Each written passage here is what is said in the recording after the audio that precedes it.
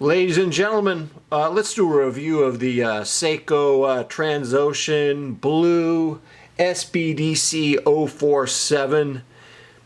This comes in at 44 millimeters, but you know, my watch dealer, when he looked at it, first of all, he said it was sick, and he meant sick in a good way. He's younger than I am.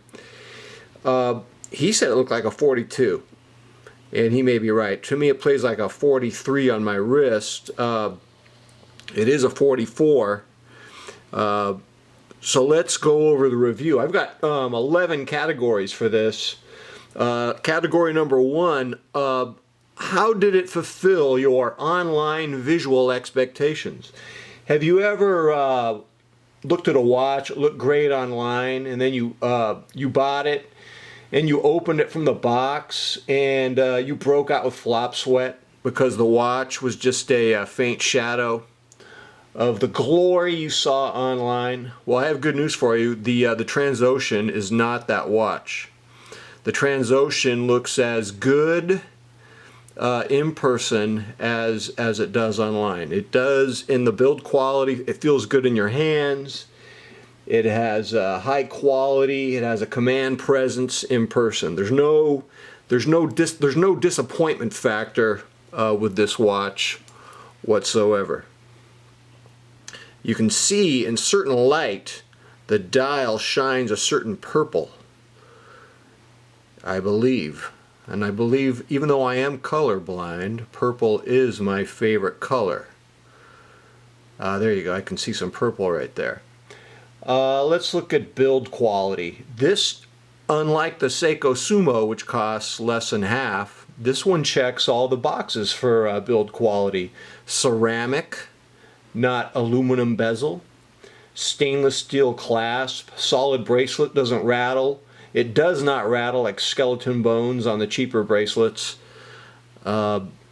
Movement maintenance, number 3. The 6R15, by the way, I'm giving it an A grade for every category except one. Or I'm giving it 2 A minuses for 2 categories. I'll mention those. So far, everything's an A. And, let's see if I can get it like this. Let me just see if it can focus on that and the tuna, just so you can get a sense of scale, how big it is.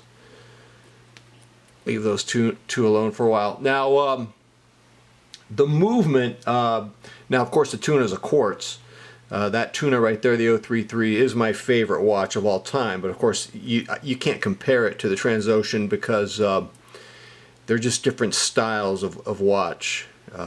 Look at the angles right there of the bracelet, the proprietary bracelet, the way it goes into the case.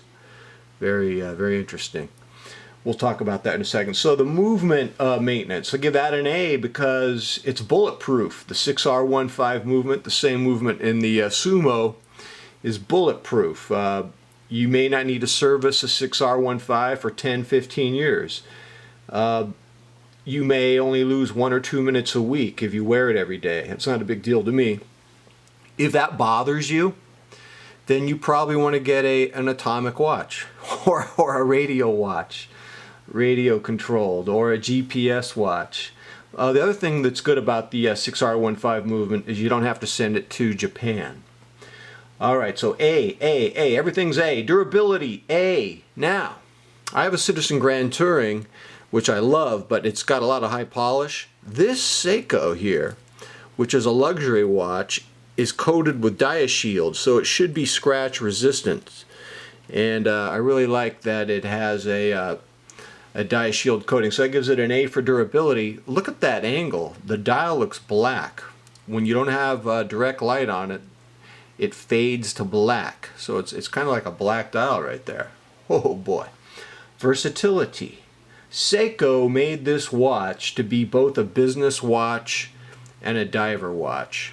And they really did succeed because it has a lot of styling cues that a diver watch would have, but it is a luxury business watch. It's not too big. Just even though it's 44 millimeters, it plays like a 42 or 43. Probably because the lugs, like the tuna, the lugs are not. The lugs just aren't that big. I mean, it's the case is pretty small from the back. You've got 45 millimeters across here, and then the lugs meet up here. And what that does is, if your wrist is 7.5 inches or more, you're going to need to wear this looser than you would, just like with the Seiko tuna. Okay, we'll just keep those there for a second. So let's go to category number 6, the stealth factor. You're not wearing a conspicuous Swiss brand. You're under the radar. Some guys, they want a conspicuous brand. They want the Rolex or the Breitling or the Omega, and I understand that. I'm not a dogmatist. I don't say there's one way to collect watches, or you have to like this watch or that watch. I'm cool, though, with the stealth factor. I'm cool with being under the radar.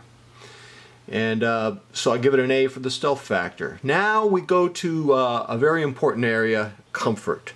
I'm going to give it an A minus in the same way that I would give the tuna an A minus, because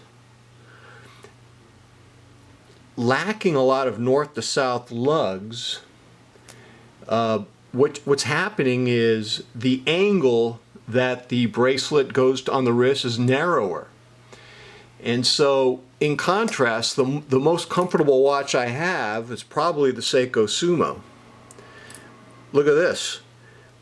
You got like 52 millimeters. I can't get a good focus there because the other watches, but it's 52 millimeters. And what that means is that the, let's see if it can focus. You're not interested in focusing on the Sumo?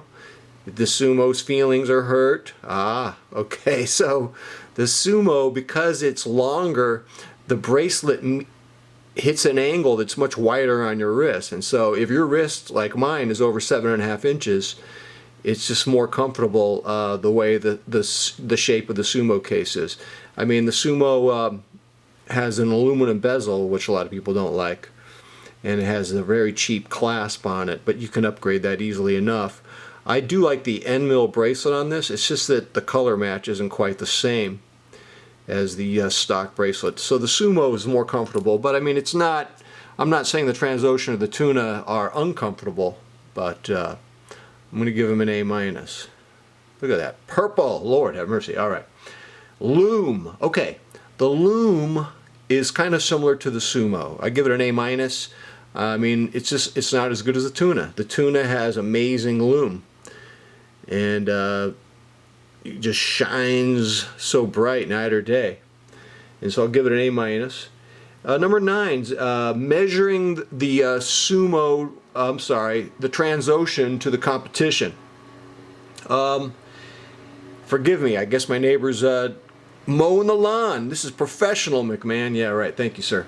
So, of course he's doing the lawn, McMahon. You can't control what the neighbors are doing. All right. Oris costs twice as much. A good used Omega Electric Blue Seamaster costs twice as much. So I'm giving this an A for measuring to the competition. Value proposition. You're getting so much with the Transocean for $1,000. If you're looking for a watch like this with a blue dial at $1,000 price point, you cannot afford not to buy this watch. Hey, hyperbole alert. Yeah, that was hyperbole. Bottom line, I'm giving it an A for value proposition. Final category, the wow factor. Well, the blue pops, and it has good wrist presence. I'm giving it an A for a wow factor. That's it, ladies and gentlemen. I like to watch quite a bit. It's a holy grail for me. Obviously, a holy grail is a relative term. For some of you, your holy grail is an $8,000 watch or a $5,000 or a $3,000 watch, and I totally understand that. But this is where we go right here. Look at that. And so, ladies and gentlemen, until next time, I am out.